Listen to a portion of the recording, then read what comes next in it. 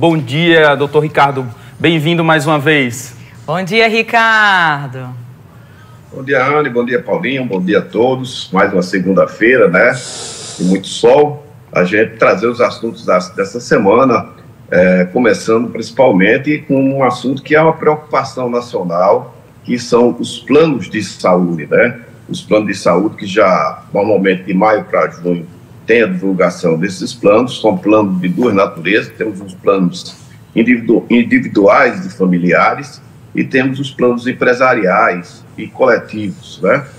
Segundo as pesquisas, sinalizam, notadamente depois da pandemia, aumentou muito a preocupação dos brasileiros em relação à saúde, né? Hoje, plano de saúde é o terceiro item de ordem de grandeza, de importância nas famílias brasileiras, só perde mesmo para a questão da casa própria e do emprego.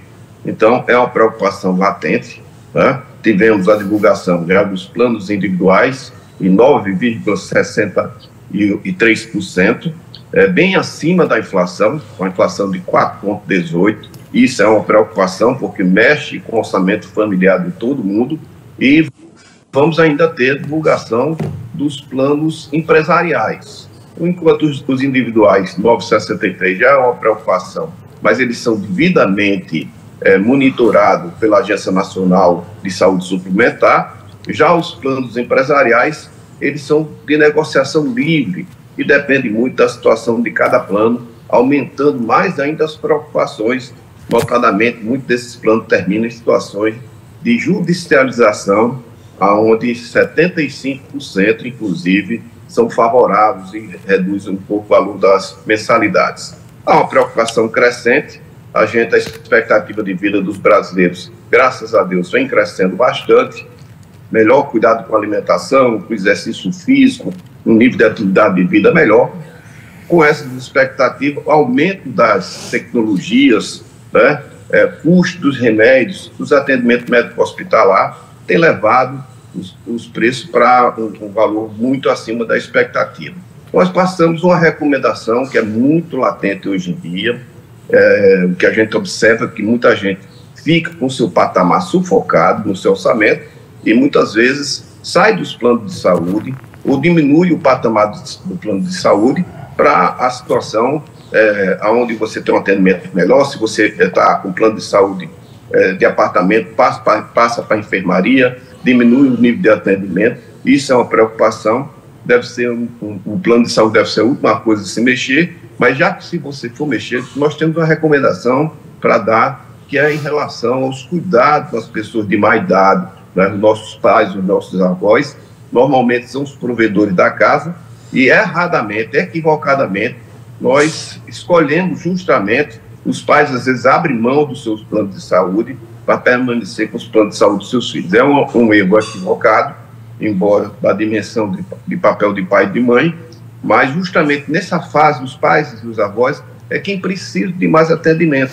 E com detalhe, se você sair eventualmente do plano, você tendo mais do que 59 anos de idade, dificilmente você vai conseguir voltar a ser aceito por outro plano de saúde. Então, muito cuidado na hora de tomar essa decisão para que você mantenha seu plano de saúde, diminua o atendimento. Hoje temos planos de saúde com a telemedicina, que diminui bastante o valor desses planos, mas é importantíssimo a gente manter a nossa saúde em dia, os nossos planos de saúde, apesar da gente ter o SUS, que é um dos maiores planos de atendimento médico-hospitalar do mundo, mas ainda assim a gente sabe que nem sempre o atendimento é conveniente, a gente é obrigado a estar nos planos de saúde. Então, cuidado e cautela e muita observação na hora que você for tomar a decisão de fazer a migração do seu plano de saúde para um mais barato, para que você tome cuidado de ler todas as cláusulas para que você possa continuar tendo um bom atendimento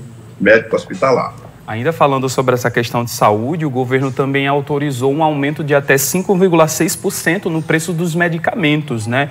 Esse preço aí já dá para perceber nas farmácias, é algo que também vai mexer no bolso de muita gente. Com toda certeza, Paulinho. Agora em abril, teve inicialmente de mais de 5%, né? Vai de imediato, todo mundo depende de medicação, notadamente as pessoas de má idade, né? e isso realmente é uma preocupação, mas é um aumento anual, né? Foi acima um pouco da inflação e de forma que mexe, com toda certeza, no bolso do brasileiro essa questão da medicação. É tomar muito cuidado, prudência, pesquisar exaustivamente que você encontra a variação entre uma farmácia para outra em relação à medicação. Ricardo Valério, agora vamos falar de economia associada à saúde por um outro viés. Por exemplo, as vantagens da superação. A gente sabe que superar um vício é um grande desafio, não é? É possível, mas tem grandes desafios a serem encarados, né, Paulo? A gente sabe disso. Mas vamos falar das vantagens que, por exemplo, uma pessoa que fuma, né? Eu tenho um dado aqui que ao longo de 3 anos, você juntando aí, se economizar, não é? 3 anos juntando, a pessoa investe, deixa lá para R$13.800. Ao longo de 35 anos, Paulinha, uma fortuna de quase R$2 milhões.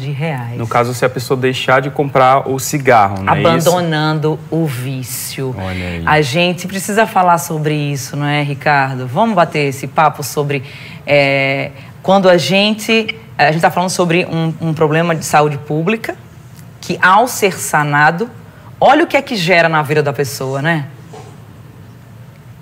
Exatamente. Muito bem lembrado, minha cara Ana, minha cara Paulinho. Papel social do nosso Bom Dia, né? A gente tem estado despertando para essa questão da educação financeira.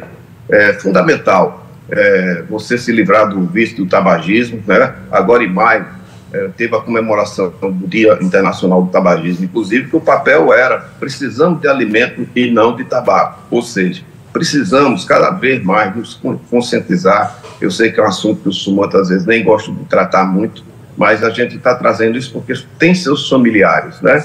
A vida está aí, a média de brasileiros de idade é 75,5 anos de idade, a expectativa de irmos até 85 de expectativa de vida, né? Você pode trocar o seu fumo muito bem pelo exercício físico, né? Por outras atividades, para encher melhor o seu espaço. E o mais importante, conforme muito bem lembrou a nossa Ana aí, quer dizer, se você tem um gasto de um maço de cigarro por dia a R$10, você vai ter uma economia mensal de R$300. R$300, se você aplicar ele numa aplicação financeira, um tesouro direto, algo assim, você vai já estar nos 3 primeiros anos perto de R$14 mil, e a expectativa de longo prazo para a sua vida, para a sua saúde, né? A sua aposentadoria futura, você está com a convivência familiar. Em 35 anos, a gente pensando numa poupança, numa reserva de emergência, você vai ter quase R$2 milhões, né, para você ter uma vida tranquila, né, e gozando de muito mais saúde, aumentando a sua expectativa de vida. Então, é um lembrete que nós queremos passar para todos nós aqui, para a gente refletir. Eu tenho familiares que são ex-fumantes, que já deixaram de fumar, eu dei graças a Deus. Assim, na sua casa, certamente você tem aí uma pessoa. Converse com ela, tente fazer o convencimento. Muitas pessoas já deixaram o fumo, graças a Deus acabou o modismo do fumo. A única das preocupações mais recentes é essa questão do cigarro eletrônico, né? Uma verdadeira febre mundial, essa questão do cigarro eletrônico, que deve ser combatida também, notadamente para as populações mais jovens, né? E assim a gente está colocando aqui para vocês ganho de anos de vida e ganho na sua saúde financeira. Em 35 anos você podendo ter aí quase R$2 milhões no seu bolso, né? Então vamos combater o tabagismo com cautela, com cuidado, né? Para a gente ter uma vida mais prolongada e a saúde financeira com o dinheiro no bolso. Que bom, né? Agora vamos para a próxima pauta, que seria aí a expectativa da reunião do Banco Central para analisar a taxa Selic. Existe aí uma expectativa de baixa, professor? O mercado todinho está nessa expectativa agora da quarta-feira, né? Os economistas, de uma forma geral, e também o mercado, não acredito que haja baixa da Selic agora nessa reunião da próxima quarta-feira. As apostas estão todas voltadas para que essa baixa ocorra no mês de setembro. Eu discordo, acho que, com todo respeito, com 13,75 é suficientemente alta, já está prolongada há mais de 8 reuniões. Haveria condições da gente agora já sinalizar de forma muito gradual por 0,25% nessa reunião da quarta-feira. Seria muito bom para a economia nacional, que está dando um respiro aí, no PIB aí de quase 1,9%. A expectativa é que a gente chegue a mais de 2% do PIB desse ano. A economia está estável, a inflação bem controlada, o IPCA divulgado, o último foi de 0,23%, que deu um acumulado de 3,94%, dentro da meta, inclusive, tolerada do Banco Central. Será que os 11 membros do Conselho, do Copom, não estão conseguindo enxergar aquilo que lá de fora as agências de risco enxergaram do Brasil, que a situação do Brasil está mais equilibrada, ao ponto que a gente aumentou a nossa pontuação nas agências de risco? Eu acho que é um apelo que a sociedade faz. A população está sufocada, nós temos mais de 70 milhões de brasileiros endividados, as empresas, algumas já em situação de quebrando ou entrando em processo de recuperação judicial. Vamos olhar para a nossa sociedade. O Brasil precisa voltar a crescer, arrecadar mais, gerar mais emprego. Vamos pensar essa sinergia positiva que nós estamos passando atualmente e apostar para que nessa reunião do Banco Central agora da quarta-feira haja essa queda da Selic de pelo menos 0,25 pontos percentuais. Mas ainda assim, se não houver agora, dou garantia, a certeza que em setembro haveremos de ter a redução da taxa Selic, dentro da expectativa da gente terminar o final do ano aí com a Selic entre 12,25 até 11,75.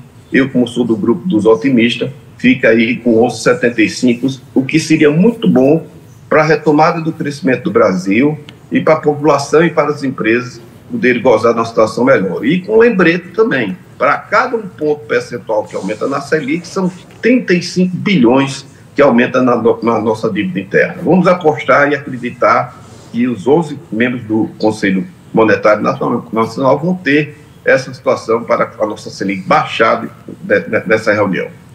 Tá ok. Economista Ricardo Valério trazendo as principais notícias, né, da última semana aí para a gente se orientar bem quanto à economia do nosso país. Muito obrigado mais uma vez pela participação. Muito obrigada, Ricardo. É muito bom tê-lo aqui conosco e assim a gente aprende junto. Nós que agradecemos. Lembramos sempre que em relação à gasolina, consulte o site, o aplicativo da Nota Potiguar, que você vai ter a melhor orientação em relação aos valores da gasolina. Um bom dia a todos, uma boa semana para todos.